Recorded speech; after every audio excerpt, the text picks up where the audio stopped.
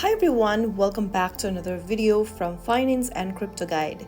Today in this episode, we will be learning how to update or change your name in YNAB. To change your name in YNAB account, first of all, open up the YNAB application on your mobile device and log into your account.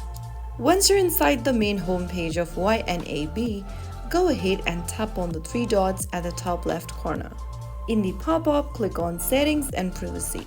On the next page, scroll down and tap on the Account Settings button under Account tab. On the next page where you see first name, go ahead and type in a new name you want to change to.